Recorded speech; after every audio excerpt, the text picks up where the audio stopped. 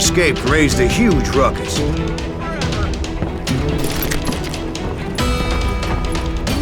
Give it up!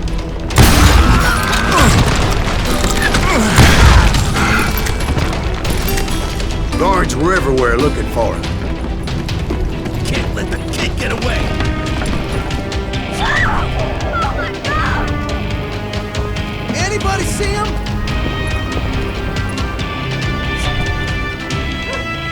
We'll have to do everything! I had to jump from roof to roof like a damn alley cat. I followed the planks where I could, but some of that wood was slippery as hell. The whole town was up in arms. Suddenly, I was a fugitive. How the hell did the kid escape? Garrett's gonna kick our ass! Can't have gotten far! Gotta be around here some bitch! Then he broke out of jail! So that bastard you were after, what did he do? He did me and my family a grievous harm. But I knew if I was ever gonna find him, I would need to get my Get off the street!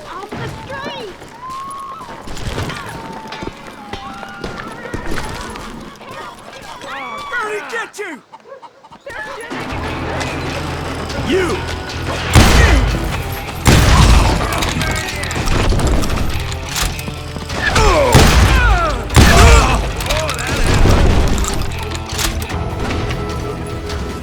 I got this! He's in town somewhere!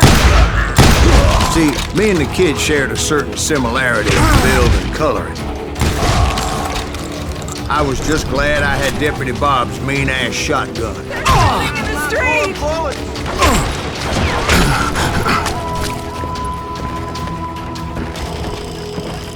It's you or me?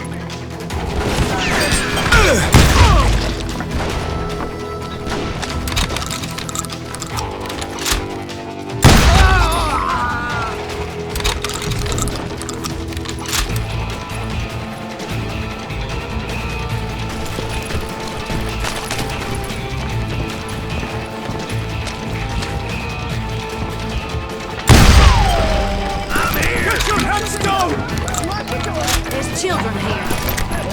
Don't let him get away! So much lead was whizzing by my head, it was like everyone in Lincoln wanted to put me in the ground. I knew I needed to find a horse. Though I never did have a great fondness for those four-legged grass eaters. Smelly, sweaty, ungrateful beasts. We prize them too high, if you ask me. The threat is innocent people. Your turn.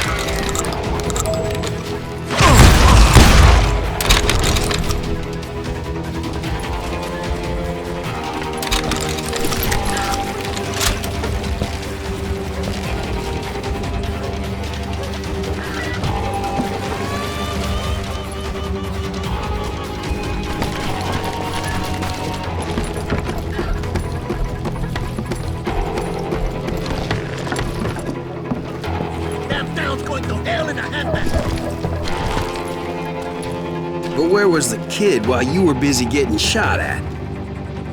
Gone. And that's when it occurred to me why Billy set me free.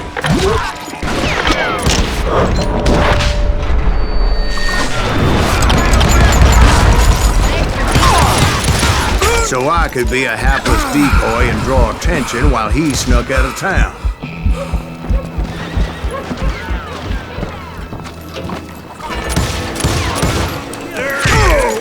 I knew if I made it out of there in one piece, no one would put a price on my head. Because everybody in Lincoln would be dead? No. They all thought I was Billy. And all that blame would fall on him. Meanwhile, Deputy Bob Ollinger was organizing a posse to put me down.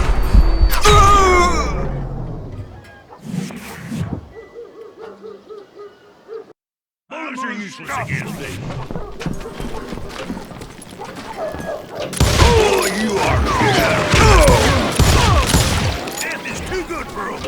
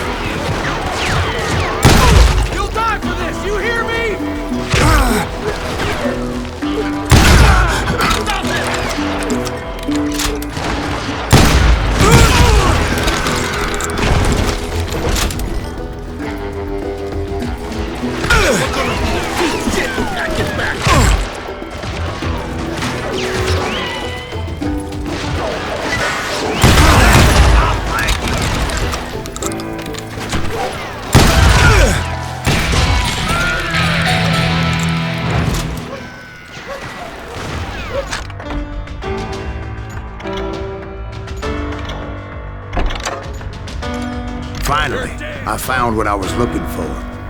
The stables on the edge of town.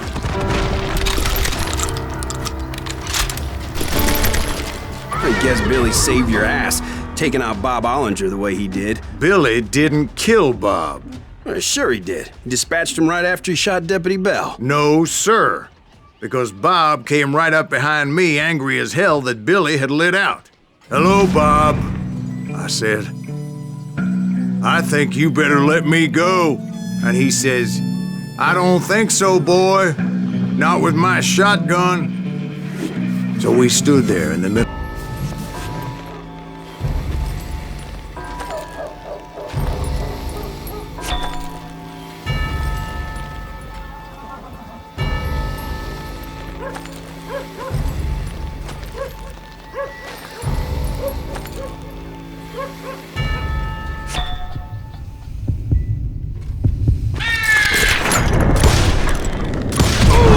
Some say I fought unfairly, but they weren't the ones looking him in the eye that day. Pat Garrett gunned down Billy 3 months later, so his escape was all for naught anyway.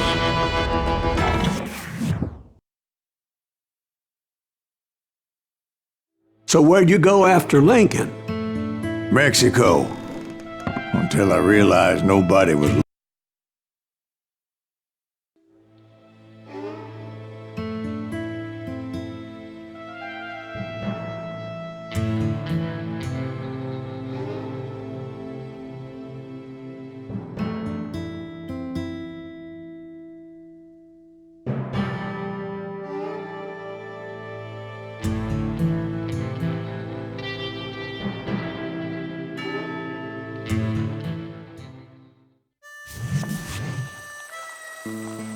So was the bastard you were after now riding with the cowboys?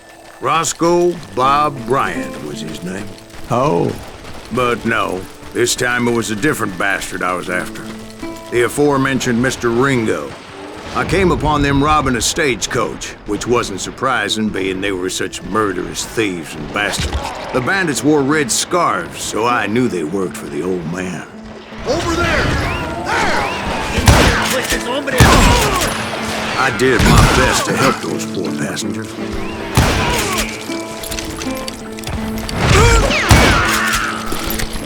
Moments later, the attackers were dead, and I checked the stagecoach to see how many passengers were still breathing.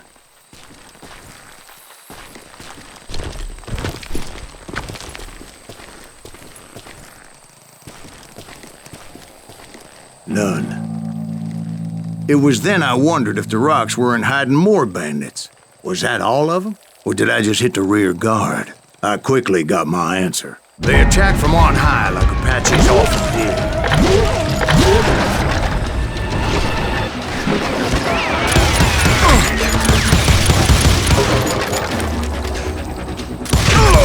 God damn you!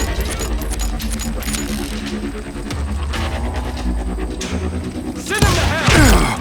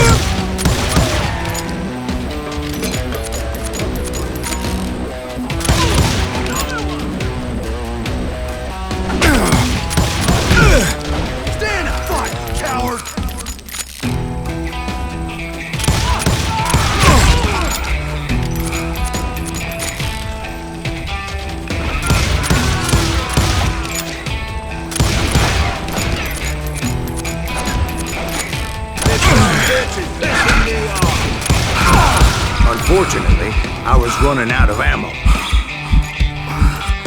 Another perfect example of my relative inexperience as a hunter of men. I immediately knew that a tactical retreat was called for, as my vengeful fury was much less impressive without the bullets to back it up.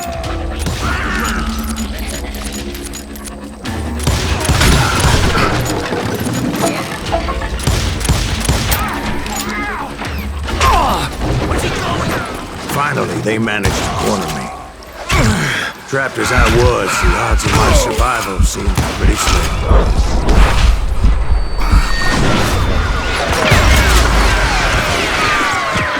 Luckily, serendipity was on my side as I suddenly spotted a way out of my predicament.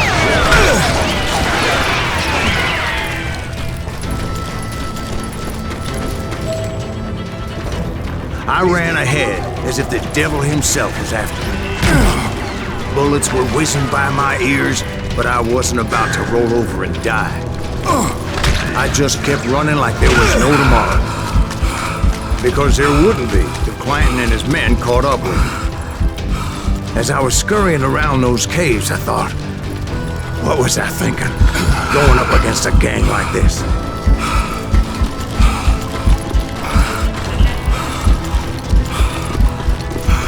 No one would ever fight you! I just kept running, not knowing where the hell I was going. And that's when something miraculous happened. Like manna from heaven.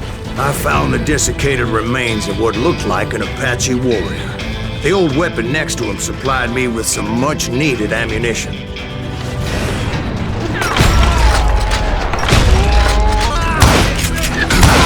Pat Masterson once told me it was more important to be lucky than good, and he would know.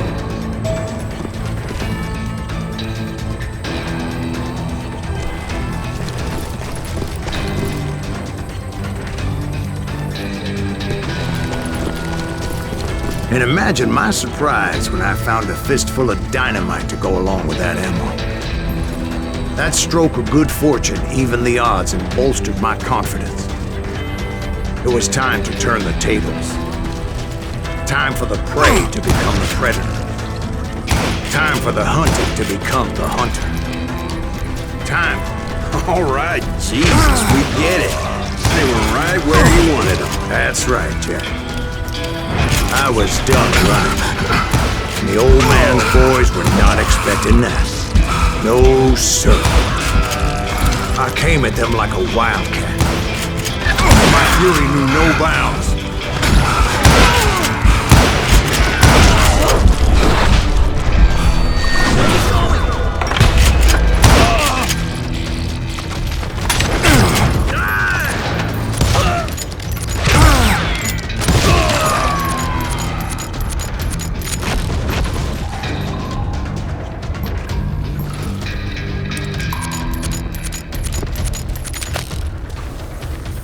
It was finally time for that old man to pay for his sins.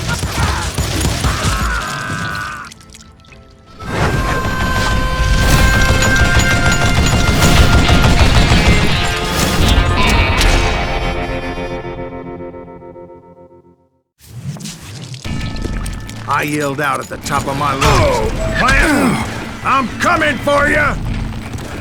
A little stealth might have made more sense, to be perfectly honest. Because that old fool had a Gatling gun and enough bullets to last him till kingdom come. But I knew I could not let that deter me. Not if I was to find and kill Ringo. I needed to get that old man off that gun.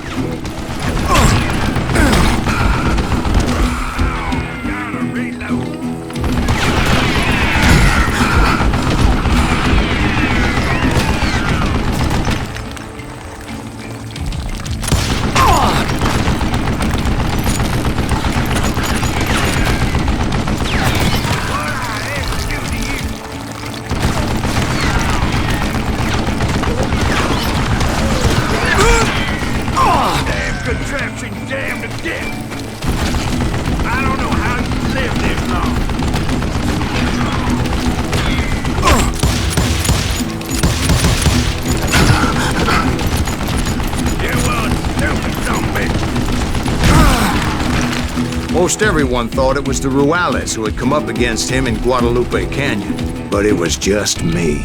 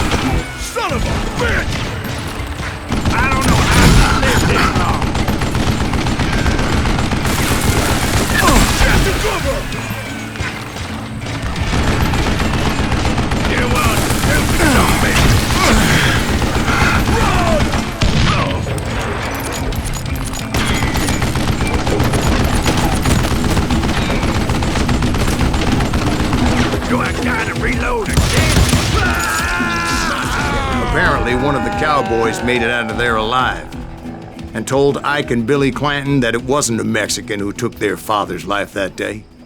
They just assumed it was one of the Earps, and that little misunderstanding eventually